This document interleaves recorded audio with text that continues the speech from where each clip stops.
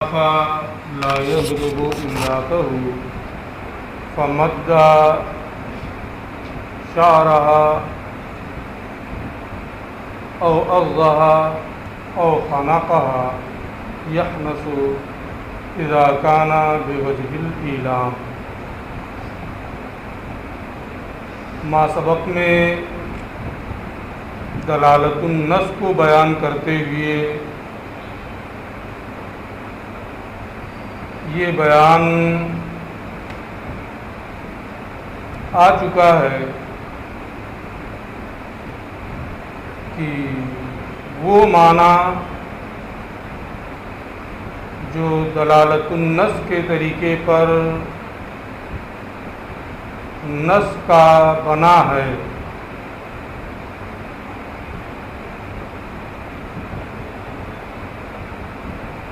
جسے سنتے ہی اہل زبان اس معنی کو سمجھ لیتے ہیں، وہ معنی علت کے درجے میں ہوگا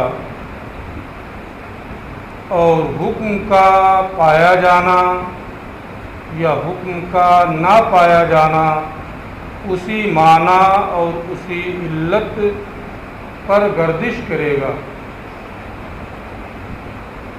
حکم کا وجود اور حکم کا عدم اسی معنی کی بنیاد پر ہوگا جو معنی علت کے درجے میں ہے۔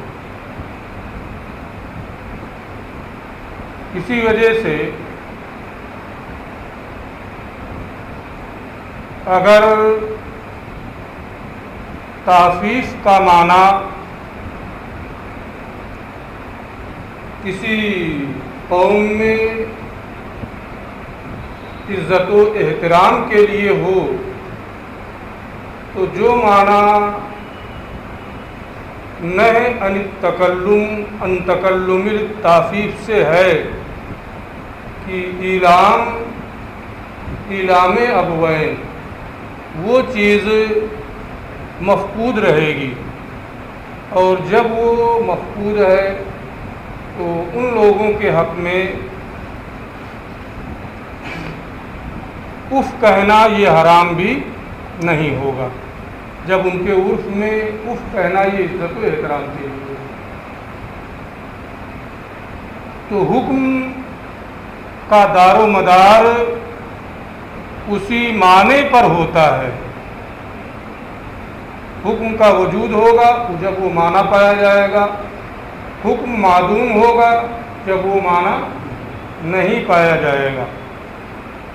وَعَلَىٰ هَذَا قُلْنَا، اسی پر ہم نے کہا ہے، یعنی حکم کا وجود اسی معنی کی وجہ سے ہوگا، حکم کا عدم اسی معنی کی وجہ سے ہوگا، معنی یعنی معنی کی وجہ سے ہوگا۔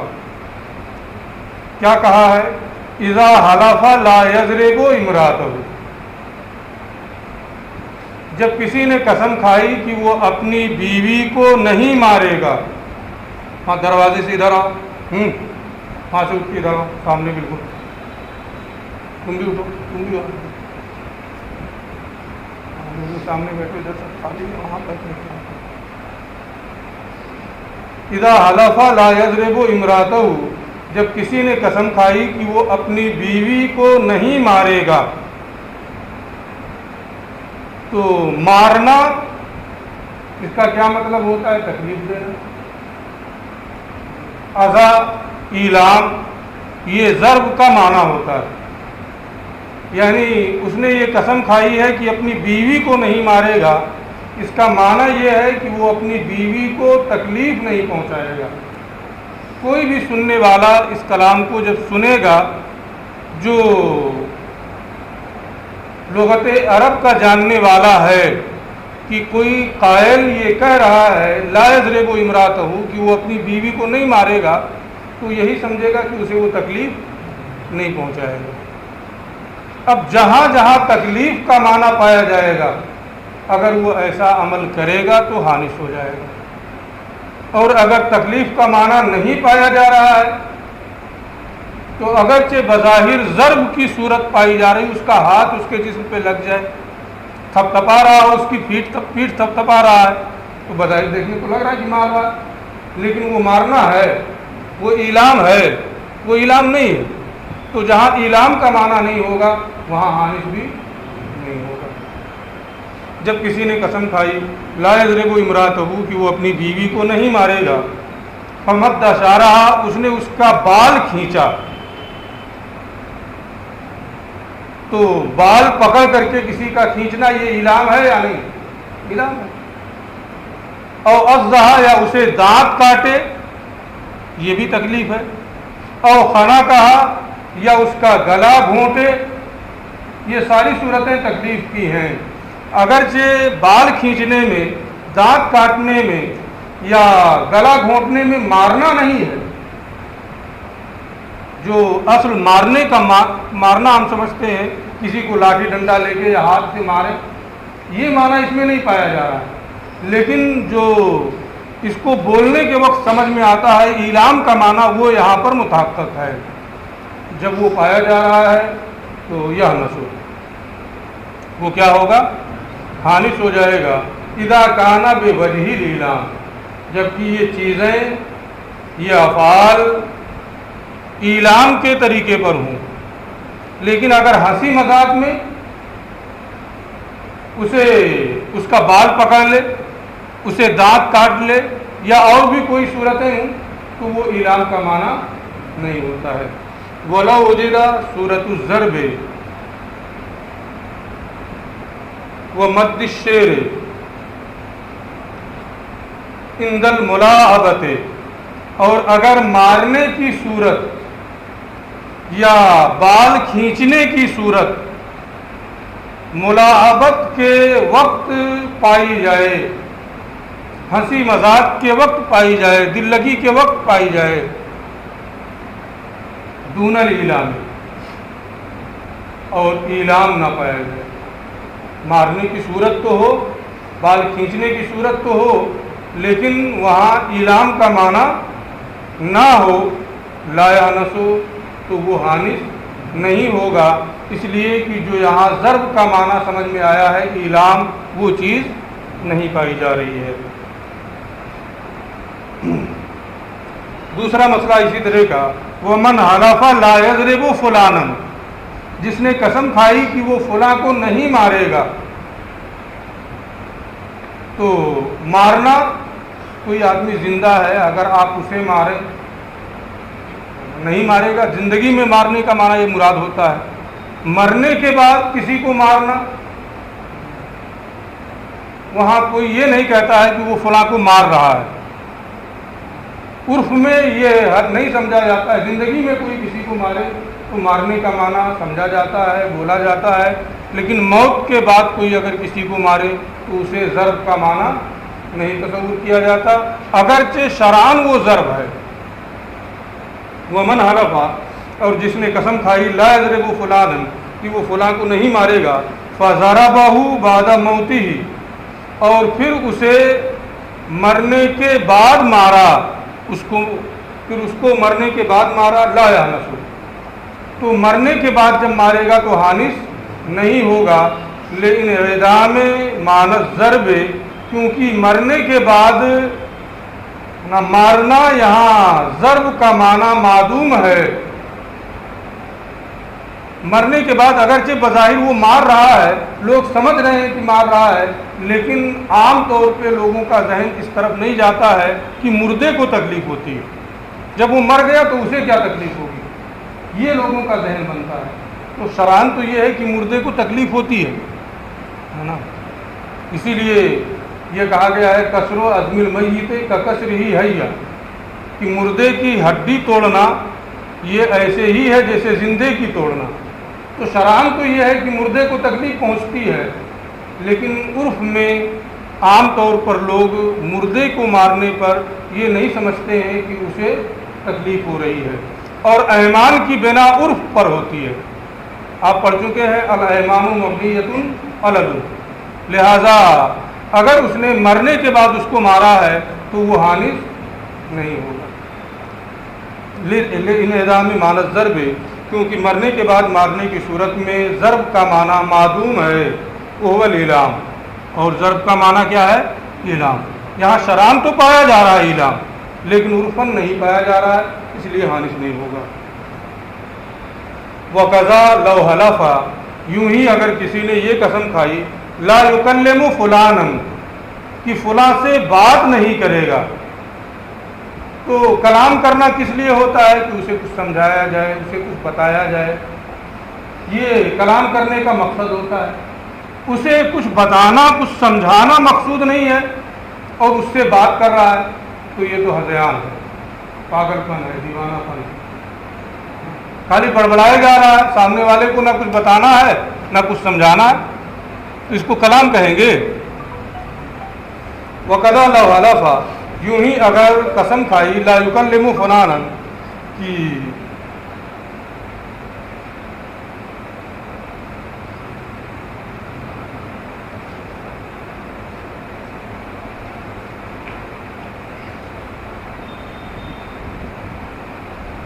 کہ وہ فلاں سے بات نہیں کرے گا.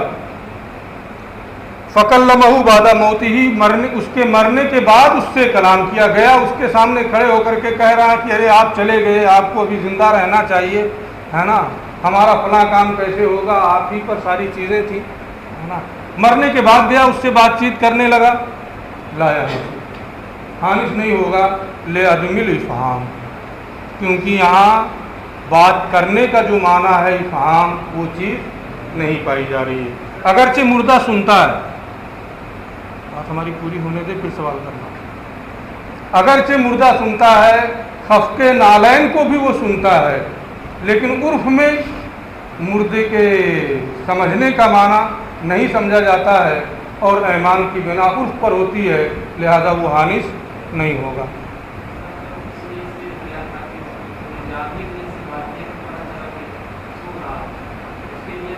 وہ تو قدوری پڑھ چکا ہے، تب کیا؟ جو پڑھ چکا ہے اس کو اس میں پوچھنا، جو میں پڑھا رہا ہوں اس کو. قدوری پڑھا ہے نا کہ قسم کھایا بات نہیں کرے گا، وہ سو رہا ہے، اب سو رہا ہے، گیا اس سے بات کیا، تو حانث ہوگا کہ نہیں حانث ہوگا؟ اس کو قدوری میں بائیں صفحے پہ بڑے والے سائز میں پڑھا ہے، اس میں دیکھ لینا، یاد ہے نا، پڑھا ہے نا. جو چیز پڑھ چکا اس کو کیوں پوچھنا؟ اس میں نہیں سمجھا ہے.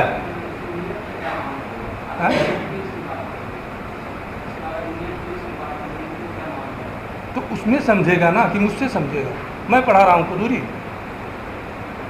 اس کو پوچھ جو مسئلہ میں پڑھا رہا ہوں. کیا سمجھا؟ جو مسئلہ میں پڑھا رہا ہوں اس کو پوچھ، اس میں قدوری میں ہے کہ نہیں، ہے نا. جو بڑی والی سائز ہے اس میں بائیں صفحے پہ ہے نا، بالکل نیچے سے تیسری چوتھی لائن میں بھی پڑھا رہا ہوں نا، وہاں سمجھایا ہے میں نے. جس کے پاس پڑھ رہے اس سے سمجھ لو، ٹھیک ہے. اس کا اگر کوئی مسئلہ پوچھنا ہے جو میں نے پڑھایا ہے تو پوچھو. کچھ پوچھنا ہے؟ کب کا بلا بھی ٹائم لگا. اگر اس میں نہ پڑھا ہوتا تو میں سمجھا دیتا، لیکن جس کے یہاں جو چیز پڑھی جاتی ہے اس سے سمجھنے کی کوشش کرا. میں دوسرے کی ذمہ داری کیوں؟ اس میں سامنے والے کو بھی تکلیف ہوتی ہے، اس کے ہاں آپ کتاب پڑھ رہے ہیں نا، اس لیے ہم لوگ یہ نہیں کرتے. چلو، وہ بے اعتبار ھذا المعنی یقال، اور اسی معنی کے اعتبار سے کہا جاتا ہے کہ حکم کا دار و مدار اسی معنی اور علت پر ہے. وجود و عدم کے اعتبار سے، اسی اعتبار سے کہا جاتا ہے اذا حلف لا یاکل لحما، جب کسی نے قسم کھائی کہ وہ گوشت نہیں کھائے گا. تو گوشت جو خون سے بنے، گوشت جو خون سے پیدا ہو، خون سے بنے، اسے گوشت کہا جاتا ہے عام بول چال. اس لیے اگر یہ کہا ہے کہ وہ گوشت نہیں کھائے گا، تو جو بھی گوشت خون سے بنتا ہے اگر اسے کھائے گا، خواہ وہ انسان کا گوشت ہو یا کسی جانور کا گوشت ہو، اس کے کھانے سے وہ کیا ہوگا؟ حانث ہو جائے گا، کیونکہ انسان کا گوشت بھی خون سے بنتا ہے. لیکن جو گوشت خون سے نہیں بنتا ہے، جیسے مچھلی میں گوشت ہی نہیں ہے، ٹڈی میں مچھلی میں خون ہی نہیں ہے، ٹڈی میں خون ہی نہیں ہے نا، جو خون کی طرح نظر آتا ہے وہ حقیقت میں خون نہیں ہے، کیونکہ خون کو اگر دھوپ میں رکھیں تو وہ سیاہ ہو جاتا ہے۔ مچھلی کا جو خون کی طرح نکلتا ہے اسے دھوپ میں رکھیں گے تو وہ پیلا پڑ جائے گا، سیاہ نہیں ہوتا ہے نا، مائل بس سیاہی ہوتا ہے، اس لیے وہ خون نہیں ہے۔ اور جب خون نہیں ہے، وہ خون سے بننے والا گوشت نہیں ہے، تو اس کے کھانے سے وہ حانث نہیں ہوگا۔ اذا حلفا، جب کسی نے یہ قسم کھائی، لا یاکل لحما، کہ وہ گوشت نہیں کھائے گا، فاکل لحم السمک، پھر اس نے مچھلی کا گوشت کھا لیا، اویل جراد، یا ٹڈی کا گوشت کھا لیا، لا یعنسو، تو وہ حانث نہیں ہوگا، کیونکہ عرف میں اسے گوشت نہیں کہا جاتا ہے، اگرچہ قرآن میں مچھلی کے گوشت کو لحم طری کہا گیا ہے، لحمن طریہ، لیکن عرف میں اسے گوشت نہیں کہا جاتا ہے، ایمان کی بنا عرف پر ہے نا، کیونکہ یہاں بہت واضح شبہ تھا ہے نا کہ قرآن شریف میں اسے کہا گیا ہے لحمن طریہ، پھر بھی اس کے کھانے سے حانث نہیں ہوگا، کیوں؟ سیدھے نیچے لکھ دیا کہ ایمان کی بنا کیا ہو، کس پر ہے؟ عرف پر ہوتی ہے، عرف میں اسے کوئی یہ نہیں کہا جاتا ہے کہ مچھلی کا گوشت کھایا ہے، جو بھی کہتا ہے مچھلی کھائیں، کہ کسی سے سنا ہے مچھلی کا گوشت کھا کے آنا ہے نا، تو عرف میں اسے گوشت نہیں کہا جاتا ہے، اس لیے اس کے کھانے سے وہ حانث نہیں ہوگا۔ ولو اکل لحم الخنزیر او الانسان، اور اگر خنزیر کا گوشت کھا لیا یا انسان کا، تو یہ خون سے بنتا ہے، اسے گوشت کہا جاتا ہے یا حانث، تو وہ حانث ہو جائے گا۔ لأن العالم، ایسا کیوں ہے؟ اس لیے کہ لأن العالم بأول السماع، اس لیے کہ اوضاع عرب، لغت عرب کو جاننے والا، لغت عرب کی وضعوں کو جاننے والا، بأول السماع، پہلے مرحلے میں سننے ہی سے، صرف سننے ہی سے جان لیتا ہے، ان الحامل علی ھذا الیمین، کہ اس قسم پر ابھارنے والی چیز، یہ قسم کھانے کا سبب، انما هو الاحتراز اما ينشأ من الدم، وہ اس گوشت سے بچنا ہے جو خون سے پیدا ہو، لام کہہ رہا ہے تو اس گوشت سے بچنا ہے جو خون سے پیدا ہو، کیونکہ لام یہ خون ہی سے پیدا ہوتا ہے، فیکون الاعتراض عن تناول الدمویات، لہذا خون سے پیدا ہونے والے گوشت سے کے استعمال سے بچنا ہوگا، فیکون الاعتراض، لہذا اعتراض ہوگا، عن تناول الدمویات، خون سے پیدا ہونے والے گوشت کے استعمال سے، فیدار الحکم علی ذالک، اور حکم کا اسی پر دار و مدار ہوگا کہ اگر خون سے پیدا ہونے والا گوشت وہ کھا رہا ہے تو حانث ہو جائے گا، ورنہ وہ حانث نہیں ہوگا۔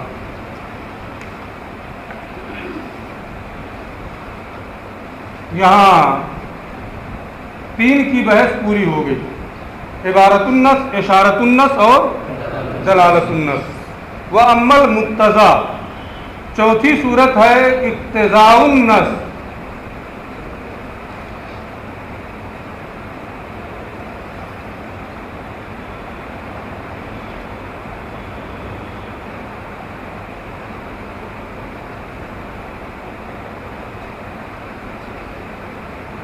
اس میں 3 الفاظ اس طرح کے بولے جاتے ہیں، ایک مقدر، ایک محذوف اور ایک مقتضی، یہ تینوں غیر منطوق ہوتے ہیں، یہ تینوں غیر منطوق ہوتے ہیں، یعنی کلام میں موجود نہیں ہوتے ہیں۔ غیر منطوق کا معنی کلام میں یہ موجود ظاہراً کلام میں یہ موجود نہیں ہوتے ہیں، غیر منطوق ہوتے ہیں۔ میں جگہ جگہ غیر منطوق بولوں گا ہے نا، تو آپ اسی معنی کو سمجھیے گا ہے نا، بار بار میں وضاحت نہیں کروں گا کہ غیر منطوق کا کیا معنی ہے۔ اب وہی لفظ بولا جاتا ہے، اگر میں وہی لفظ بول کے گزر جاتا تو بھی کوئی بات نہیں تھی، لیکن بعد میں آپ کو دقت ہوتی، غیر منطوق 50 مرتبہ بولے، کچھ سمجھ میں نہیں آیا کیا ہے نا۔ غیر منطوق جو کلام میں ظاہری طور پر موجود نہ ہو، اسے کیا کہتے ہیں کہ یہ غیر منطوق ہے۔ مقدر، محذوف، مقتضا، یہ تینوں غیر منطوق ہوتے ہیں، لیکن اس میں جو مقدر ہوتا ہے وہ تصحیح کلام کے لیے لغتاً یا شرعاً یا عقلاً محذوف ہوتا ہے۔ کلام کو صحیح کرنے کے لیے لغتاً یا شرعاً یا عقلاً محذوف ہوتا ہے، اور جو ایک قول یہ ہے کہ تینوں میں کوئی فرق نہیں ہے، مقدر، محذوف اور مقتضا میں کوئی فرق نہیں ہے، اور ایک یہ ہے کہ تینوں میں فرق کیا گیا ہے۔ جو مقدر ہوتا ہے لغتاً، شرعاً یا عقلاً تصحیح کلام کے لیے اس میں کوئی چیز پوشیدہ مانی جاتی ہے، اور جو محذوف ہوتا ہے اس میں ازروئے لغت کے ذریعے سے تصحیح کلام کے لیے کوئی چیز وہاں پر محذوف ہوتی، مقدر ہوتی ہے۔ اور تیسری چیز جو ہے مقتضا، عقل و شرع کے ذریعے سے تصحیح کلام کے لیے، عقل و شرع کے لیے کے طریقے پر جو چیز مقدر ہوتی ہے اسے کیا کہتے ہیں؟ مقتضا کہتے ہیں۔ تو یہ ایک فرق ہے مقتضا، مقدر اور محذوف کے درمیان، ورنہ عمومی طور پہ بعض علماء کا یہ مذہب ہے کہ ان تینوں میں کوئی فرق نہیں ہے، تینوں غیر منطوق ہوتے ہیں اور بس۔ وَأَمَّا الْمُقْتَضَى اقتضاء النَّص فَهُوَ زِيَادَةٌ عَلَى النَّص، تو وہ نص پر ایک ایسی زیادتی ہے لا يتحقق معنى النص الا بھی، کہ نص کا معنی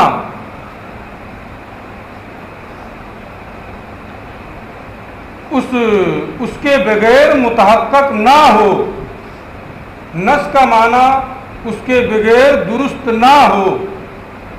دلالت النص میں کیا ہوتا ہے کہ جو معنی وہاں ہے اس معنی کے بغیر بھی نص کا مفہوم درست رہتا ہے۔ اعلام کا معنی آپ نے نکالا تعفیف میں، اگر نہ نکالیں تبھی اس نص کا معنی درست ہے نا۔ اقتضاء النص میں کیا ہوتا ہے کہ اس زیادتی کے بغیر تصحیح کلام ہی نہ ہو سکے، اس زیادتی کے بغیر کلام کی تصحیح ہی نہ ہو سکے۔ فَهُوَ زِيَادَةٌ عَلَى النَّص، اقتضاء النص وہ نص پر ایسی زیادتی کا نام ہے لا يتحقق معنى النص الا به، کہ نص کا معنی اس کے بغیر متحقق نہ ہو، یعنی منصوص علیہ کی صحت اسی پر موقوف ہو، اس کے بغیر منصوص علیہ صحیح نہ ہو۔ جیسے اس کی ایک عام مثال فتحریر و رقبہ، گردن آزاد کرنا۔ اب گردن تو اس کی بھی ہے، اس کی بھی ہے، میری بھی ہے، سب کی ہے، کسی کو پکڑ کر آزاد کر دے۔ یہاں رقبۃ مملوکہ مراد ہے، مملوکہ کے بغیر، ملک کے بغیر کوئی کسی کو آزاد نہیں کر سکتا ہے، تو تصحیح کلام اس مملوکہ پر موقوف ہے، اس کے بغیر کلام صحیح نہیں ہوگا۔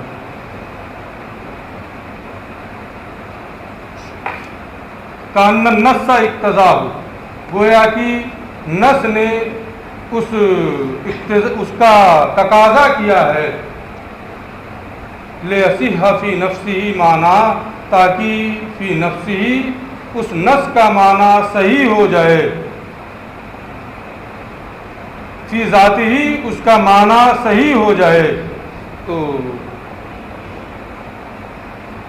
یہاں وجہ تسمیہ کی طرف بھی اشارہ کیا ہے کہ مقتضا کو مقتضا اس لیے کہا جاتا ہے کہ اس کی وجہ سے وہ معنی صحیح ہوتا ہے۔ کان النص اقتضاء، گویا کہ نص نے اس کا تقاضا کیا ہے، لیصح فی نفسہ، تاکہ اس زیادتی کی بنیاد پر فی ذاتہ اس کا معنی صحیح ہو جائے۔ جیسے تحریر و رقبہ میں مملوکہ ہے کہ یہ منصوص پر زیادتی ہے، رقبہ پر زیادتی ہے، کیونکہ رقبہ کی آزادی یہ ملک کے بغیر متحقق نہیں ہو سکتی ہے۔ آقا کریم کا ارشاد ہے، اس سے پہلے بھی میں نے وہ ارشاد بتایا ہے، لا اتقا فیما لا یملکہ ابن آدم، کہ انسان جس کا مالک نہیں ہے اسے آزاد نہیں کر سکتا۔ یہ جو مثال دے رہے ہیں وہ دوسری ہے، مثالہ فی الشرعیات، مقتضا کی مثال شرعی مسائل میں یہ ہے، قولہ انت طالق، شوہر کا اپنی بیوی سے کہنا انت طالق، تو طالق یہ عورت کی صفت ہے، اور نعت کے لیے مصدر ضروری ہے، صفت کے لیے یہ عورت کی صفت ہے، اس سے عورت کو موصوف کیا گیا ہے، انت طالق، تو طالق کے ذریعے سے عورت کو موصوف کیا گیا ہے، یہ اس کی صفت ہے۔ اور جیسے فعل جو ہوتا ہے اس کے لیے ایک مصدر ہوتا ہے نا، یضرب یعنی الضرب کا معنی وہاں ہے، ضرب الضرب کا معنی وہاں ہے، ضارب وہاں ضرب کا معنی ہے۔ ایسے یہاں طالق جو عورت کی صفت ہے وہاں طلاق مصدر کا معنی بھی ہوگا نا، لیکن وہ طلاق یہاں کیا ہے، محذوف ہے۔ انت طالق طلاقا، طلاق تو پڑ جائے گی صرف طالقن کہنے سے، لیکن طلاقن یہاں اقتضاء کے طور پہ معذوف ہے، کیونکہ وہ اس میں فاعل ہے جو مصدر کا تقاضا کرتا ہے، جیسے فعل یہ مصدر کا تقاضا کرتا ہے۔ فإن هذه نعت المرأة، کیونکہ یہ عورت کی نعت ہے، اس کا وصف ہے، اس کی صفت ہے۔ إلا أن النعت يقتضي المصدر، مگر نعت یہ مصدر کا تقاضا کرتا ہے، کیونکہ مصدر ہی ماخذ اشتقاق ہے۔ فَكَأَنَّ الْمَصْدَرَ مَوْجُودٌ بِطَرِيقِ الِاقْتِضَاء، گویا مصدر اقتضاء کے طریقے پر یہاں موجود ہے، اور جملہ ہے انت طالق طلاقا۔ کتنا ہوا جی؟